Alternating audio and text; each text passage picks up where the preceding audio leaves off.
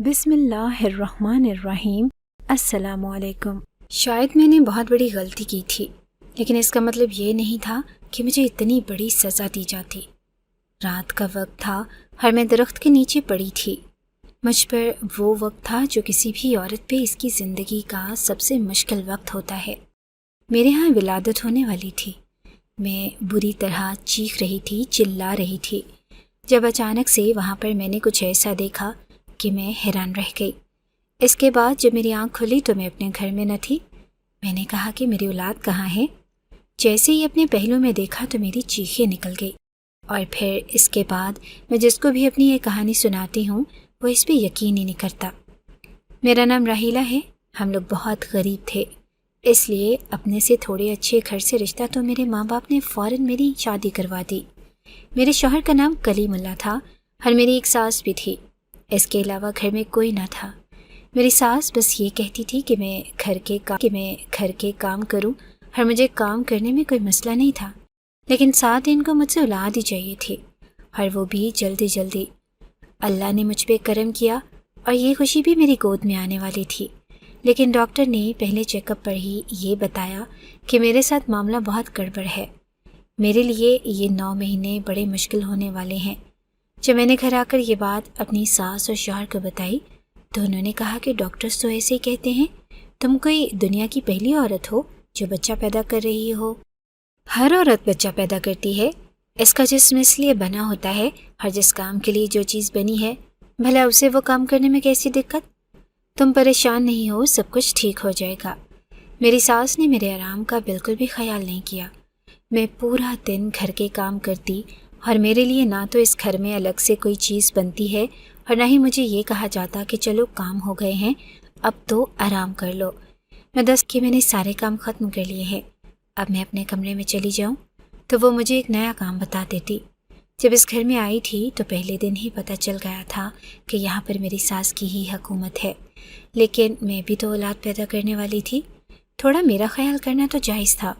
میں نے اپنے شوہر سے بات کرنے کا فیصلہ کیا، اور میں یہ بات بہت ہی آرام سے کرنے والی تھی۔ میں نے اسے کہا کہ دیکھو، بات ایسی ہے کہ میں بڑی پریشان ہوں۔ ڈاکٹر نے مجھے کہا تھا کہ مجھے بیڈ ریسٹ کی ضرورت ہے، اور بیڈ ریسٹ تو چھوڑے، امی تو مجھ سے عام روٹین سے بھی زیادہ کام کرواتی ہیں۔ اس نے کہا کہ کام اس لیے کرواتے ہیں تاکہ تمہاری نارمل ڈیلیوری ہو۔ میں نے کہا کہ نارمل ڈیلیوری تو آخر میں ہونی ہے، شروع میں کیوں؟ مجھ سے اتنا کام کیوں کروایا جا رہا ہے؟ میرے شوہر کو بھی میری بات مناسب لگی، اور اس نے جا کر اپنی ماں سے بات کرنے کا فیصلہ کیا، لیکن جب اس نے بات کی تو اس کی ماں نے اسے بہت باتیں سنائی۔ وہ دن آ گیا اور آج کا دن بہت باتیں سنائی۔ وہ دن آ گیا اور آج کا دن آیا۔ اب میرا شوہر میرے لیے کوئی بات نہیں کرتا تھا، بلکہ اپنی ماں کے ساتھ ہی مل جاتا تھا۔ یہ لوگ مجھ سے پاگلوں کی طرح کام کرواتے رہے، اور ہر چیک اپ پر مجھے ڈاکٹر یہی کہتی رہی کہ تم آرام نہیں کرو گی تو تمہارے لیے معاملات بہت برے ہو جائیں گے۔ جب 7واں مہینہ شروع ہوا تو مجھے ڈاکٹر نے کہہ دیا کہ اب تمہارا آپریشن ہی ہوگا۔ تم نے میری بات نہیں مانی ہے، اور تمہارے بچے کی پوزیشن بہت گڑبڑ ہو گئی ہے۔ اب تم کسی کی باتوں میں آئی تو اپنی جان سے جاؤ گی، ہر بچے کی جان کو بھی خطرہ ہوگا۔ بس سیدھا جا کے آپریشن کروا لینا۔ لیکن میری ساس آپریشن کے اتنے خلاف تھی کہ جیسے آپریشن کوئی گالی ہے۔ وہ کہتی تھی کہ یہ ڈاکٹر تو پیسے بنانے کے لیے آپریشن ریکمینڈ کر دیتی ہے، جس عورت کو آپریشن ہو جاتا ہے وہ تو عورت ہی نہیں رہتی، وہ تو بالکل ہی ختم ہو جاتی ہے، اس کے اندر کچھ نہیں رہتا۔ لیکن ڈاکٹر نے مجھے صاف صاف کہہ دیا تھا کہ ہسپتال میں جانا، کیونکہ تمہارے بچے کو فوراً انکیوبیٹر میں رکھنے کی ضرورت پڑے گی۔ اگر اسے انکیوبیٹر میں نہیں رکھا تو وہ اس دنیا سے چلا جائے گا۔ میں بڑی پریشان تھی۔ میں نے ڈاکٹر سے کہا کہ یہ سارے معاملے میں کتنا خرچہ آئے گا، تو اس ڈاکٹر نے کہا کہ 2 سے 3 لاکھ روپے کا خرچہ آئے گا۔ جب میں نے یہ بات اپنی ساس سے کہی تو اس نے کہا کہ تم کیوں پریشان ہوتی ہو، 2-3 لاکھ کا خرچہ ایک بچے پہ کریں گے، ہمارے کیا دماغ خراب ہیں؟ میں نے پہلے سے ہی دائی سے بات کر لی ہے، 7,000 لیتی ہے، وہ گھر میں ہی کیس ہو جائے گا۔ اس محلے کے زیادہ تر بچے اسی کے ہاتھوں میں پیدا ہوئے ہیں۔ ایسی عورتوں کے اس نے نارمل کیس کیے ہیں جن کو ڈاکٹر نے کہا تھا کہ تمہارے یہاں آپریشن ہی ہونا ہے۔ لیکن میں ڈر گئی تھی، کیونکہ مجھے کہیں سے پتہ چلا تھا کہ وہ تو پوری جاہل تھی، اور اس کے ہاتھوں میں اگر 10 بچے پیدا ہوتے تھے تو اس میں سے 6 بچے اس دنیا سے چلے جاتے تھے اور کچھ عورتیں اس دنیا سے جا چکی تھی، لیکن یہ بات کوئی کرتا نہیں تھا۔ سب لوگ اس کو اس لیے ترجیح دیتے تھے کیونکہ وہ پیسے کم لیتی تھی۔ ظاہر ہے جب اس نے سارا کچھ گھر پہ کرنا تھا تو پیسے کس بات کے، اسے تو اتنے پیسے بھی نہیں ملنے چاہیے تھے، بس پاس کھڑے ہونے کے پیسے لیتی تھی۔ میں بری طرح ڈر گئی، پریشان ہو گئی۔ ڈاکٹر کا نمبر میں نے لے لیا تھا کیونکہ اس کو اپنی ساری صورتحال بتائی تھی۔ ڈاکٹر کو بھی مجھ سے ہمدردی ہو گئی تھی۔ اس نے کہا کہ تم بس آ جانا، پیسوں کا انتظام کر لو، باقی سب کچھ میں سنبھال لوں گی۔ جس ٹائم بھی میں تمہارے لیے موجود رہوں گی۔ میرا گھر یہاں سے قریب ہے، اب اس سے زیادہ وہ کیا کر سکتی تھی؟ لیکن میرے پاس پیسے نہیں تھے۔ میری ساس تو ابھی یہی لوگوں کو کہہ رہی تھی کہ اب 7,000 کا خرچہ ہے، دیکھو پہلے تو عورتیں بچہ پیدا کر لیتی تھی، کسی کو پتہ بھی نہیں چلتا تھا، لیکن اب اتنا تو کرنا پڑے گا۔ ان کو تو 7,000 بھرتے ہوئے بھی جا رہا تھا۔ میرے پاس 2 سونے کے سیٹ تھے جو انہی لوگوں نے مجھے دیے تھے، لیکن بعد میں مجھ سے واپس لے کے اپنی الماری میں رکھ لیے۔ انہیں اپنی اولاد بڑی پیاری تھی۔ میں نے اس معاشرے میں ایسی بہت سی عورتیں دیکھی تھی جن کے ساتھ برے حادثے ہوئے کیونکہ وہ صحیح وقت پہ صحیح فیصلہ نہیں کر پائیں، لیکن میں نے فیصلہ کر لیا تھا۔ جب وقت قریب آیا تو میں نے چپکے سے الماری میں سے ایک سیٹ نکال لیا اور اس کو بیچ کے اس کے پیسے اپنے پاس رکھ لیے۔ یہ 2,70,000 روپے تھے۔ میں نے سوچ لیا کہ مجھے ہلکا سا درد محسوس ہوگا، میں رکشہ پکڑ کے فوراً ہسپتال چلی جاؤں گی، نہیں دیکھوں گی کہ کیا ہوتا ہے، بعد میں جو کچھ بھی ہوگا برداشت کر لوں گی، لیکن اپنی اولاد کی جان کے لیے مجھے اتنا تو کرنا ہی ہوگا، کیونکہ ڈاکٹر نے مجھے یہ بھی کہا تھا کہ میرے ہاں بیٹا پیدا ہونے والا ہے۔ اب میں مطمئن تھی، مجھے پتا تھا کہ جب ایسا ہوگا میں اٹھ کے چلی جاؤں گی اور میرے بچے کی جان بچ جائے گی۔ اس کے بعد جو بھی نتائج ہوں گے دیکھے جائیں گے، پر مجھے یہ نہیں پتا تھا کہ میری قسمت خراب ہونے والی ہے، کیونکہ ابھی میری ڈیو ڈیٹ بھی 1 ہفتہ باقی تھا کہ میری ساس نے شور ڈال دیا۔ اس نے کہا کہ میری الماری سے میرا سونے کا ایک سیٹ غائب ہے۔ میرے شوہر نے کہا کہ وہی سیٹ جو آپ نے میری بیوی کو پہنایا تھا، تو کہنے لگی کہ ہاں پہنایا تو تھا تیری بیوی کو، لیکن صرف دکھاوے کے لیے، اصل میں وہ میرا اپنا سیٹ تھا۔ میرا سیٹ کہاں چلا گیا؟ کسی نے چوری کر لیا؟ گھر کے اندر سے کیسے چوری ہو گیا؟ وہ تو بال کی کھال نکالنے لگی، پیچھے ہی پڑ گئی، یہاں تک کہ سب کو کہنے لگی کہ قسم دو، میرے شوہر نے کہا کہ میں تو تیرا بیٹا ہوں، تو مجھ سے قسم لے گی؟ تو اس نے کہا کہ ہاں تجھ سے بھی قسم لوں گی اور تیری بیوی سے بھی، اور قسم لینے کا مطلب یہی تھا کہ قرآن پہ ہاتھ رکھ کے قسم کھانی تھی۔ میں بری طرح پھنس چکی تھی، میں ماں بننے والی تھی، ایسی حالت میں جھوٹی قسم کیسے کھا سکتی تھی؟ میرے چہرے پر ڈر نظر آنے لگا اور وہ مجھے عجیب نظروں سے دیکھ رہی تھی۔ شاید ان کو پہلے ہی مجھ پہ شک ہو گیا تھا، کیونکہ میں نے زندگی بھر ایسا کوئی کام نہیں کیا تھا، اور اب کیا تھا تو صرف اپنی اولاد کے لیے ہی کیا تھا۔ وہ پیسے ابھی بھی میرے پاس ہی پڑے تھے۔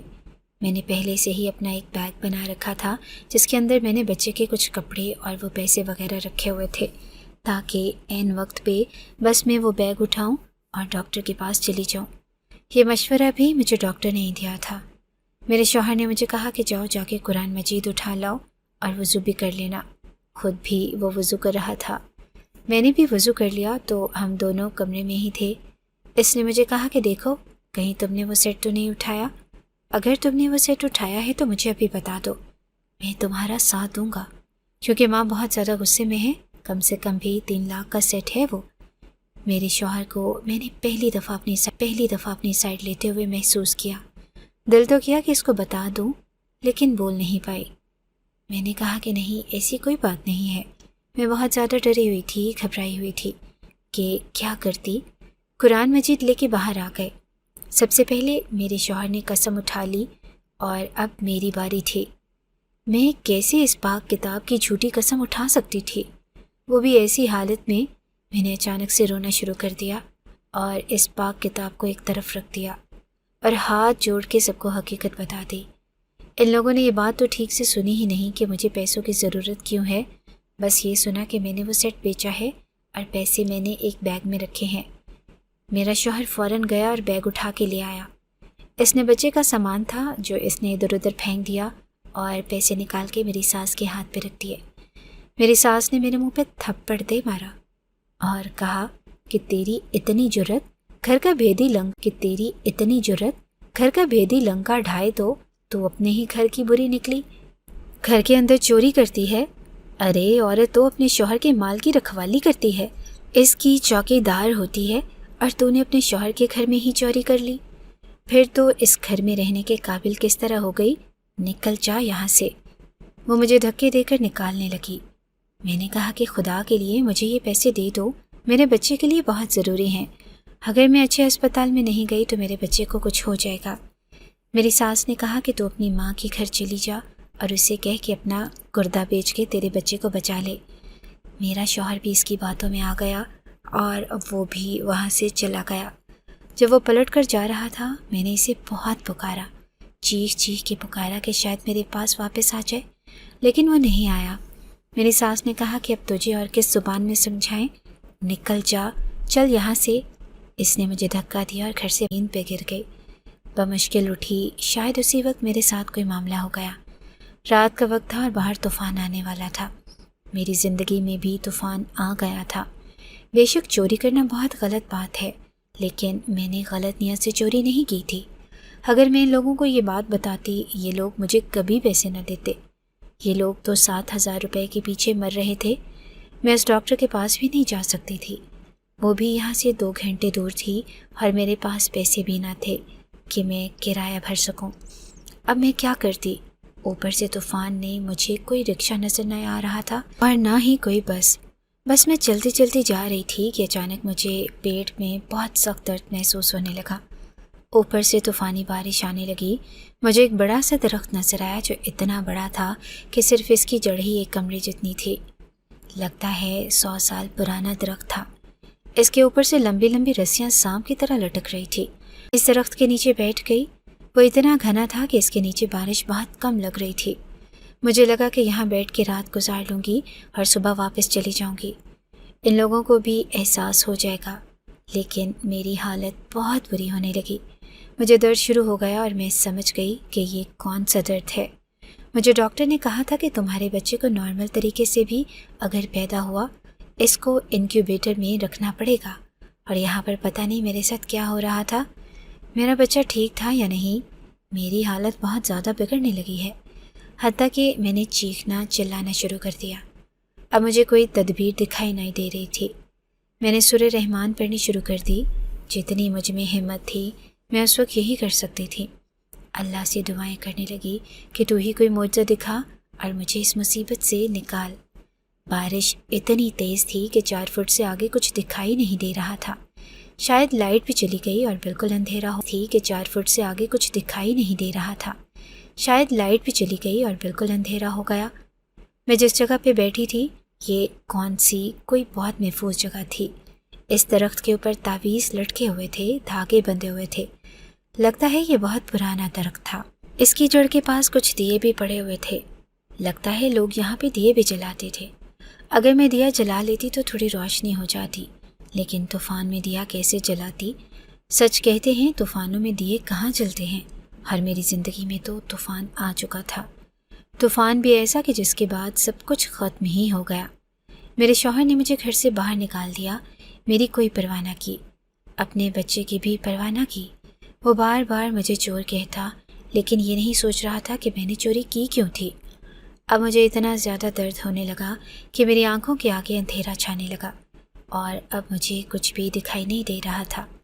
لیکن مجھے 2 لوگوں کی باتیں کرنے کی، اور ایک عورت، اس نے کہا کہ دیکھو تو صحیح، اتنی بڑی مصیبت میں ہے یہ عورت، اگر اس کی مدد نہیں کریں گے تو کون کرے گا؟ آدمی نے کہا کہ ہم اس کی مدد کیسے کر سکتے ہیں، ہمارے پاس مدد کرنے کا اختیار کہاں ہے؟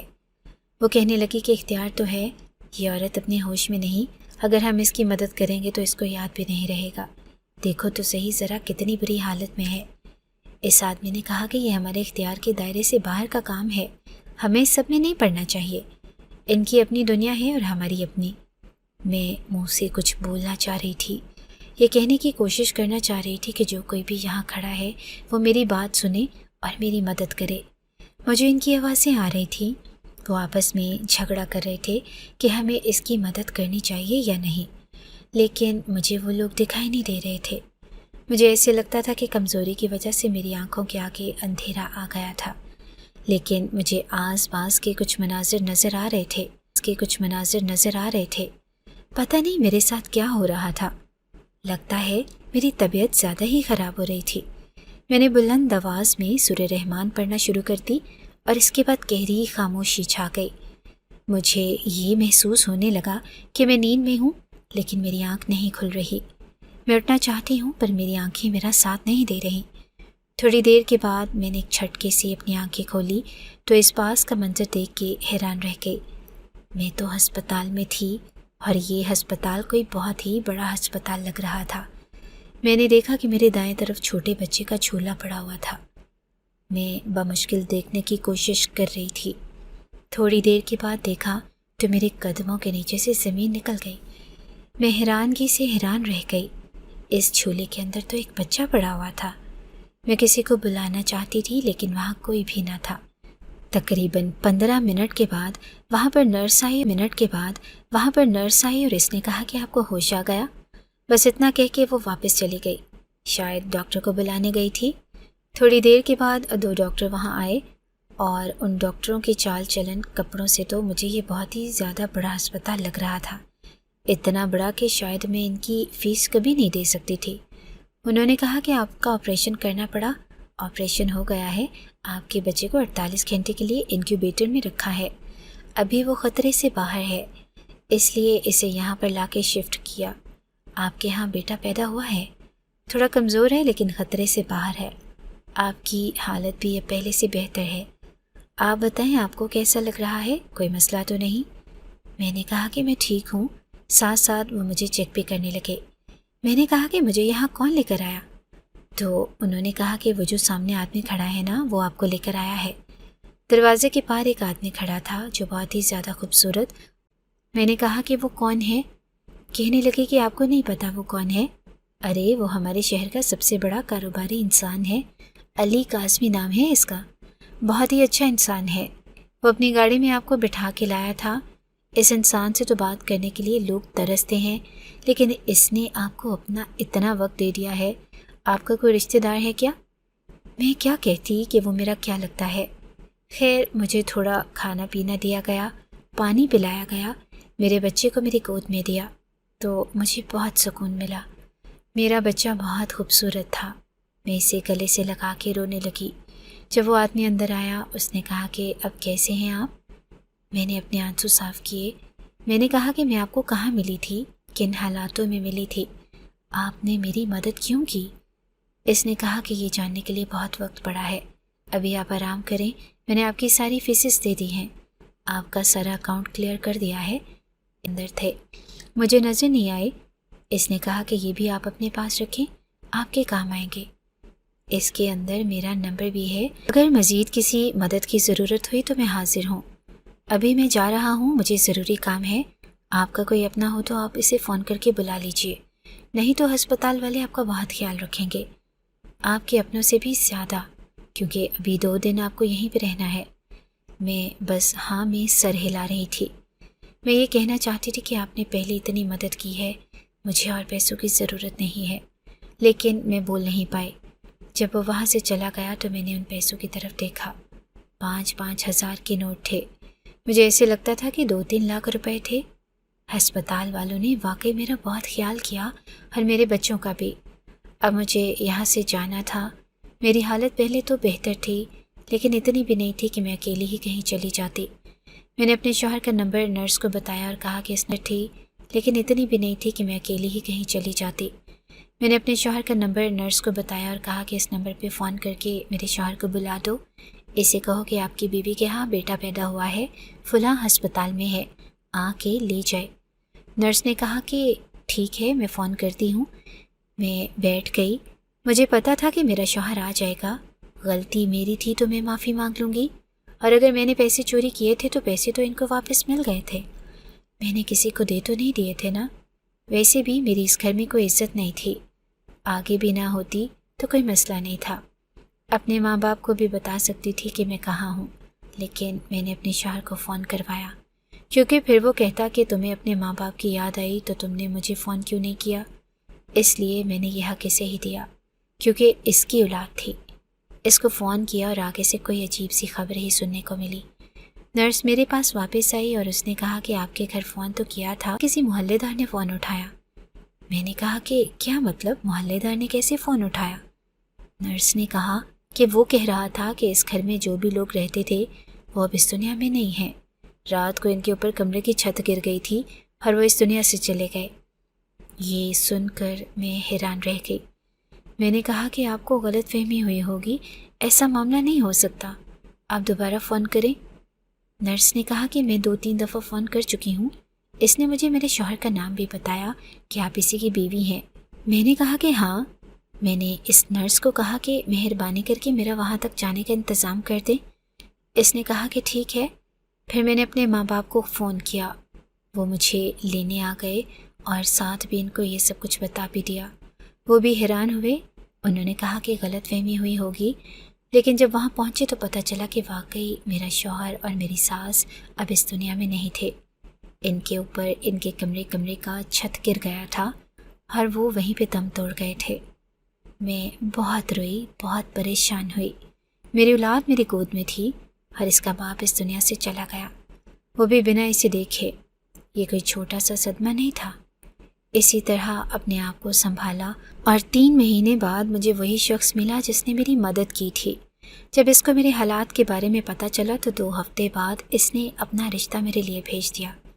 اس نے بتایا کہ پہلے سے اس کی 2 بیویاں ہیں اور اس میں اس کی تیسری بیوی میں ہوں گی، لیکن وہ میرے سارے حق ادا کرے گا اور مجھے پناہ دینے کی خاطر وہ مجھ سے شادی کرنا چاہتا ہے اور میری بیٹی کو اپنا نام بھی دے گا۔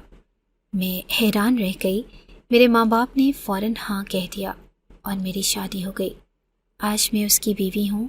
اس نے مجھے الگ سے گھر لے کے دیا ہوا ہے اور میری بیٹی کے لیے آیا بھی رکھ کے دی ہے۔ کسی بھی چیز کی کمی نہیں ہوتی۔ پر ایک دن میں نے اپنے شوہر سے پوچھا آپ کو کیسے ملی، تو اس نے بڑی عجیب بات بتائی۔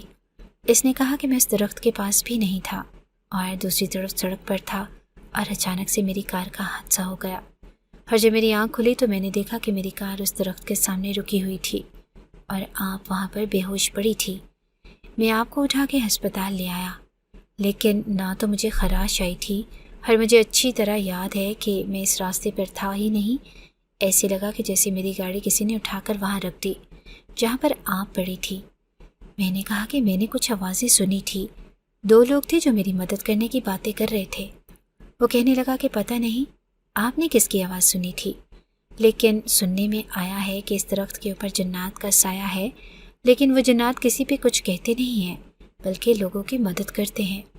اس لیے لوگ وہاں پہ تعویذ دھاگے باندھتے ہیں اور دیے بھی جلاتے ہیں۔ میں اپنے ساتھ ہونے والے اس واقعے کو آج تک نہیں سمجھ پایا جبکہ میں شہر کے دوسرے حصے میں تھا۔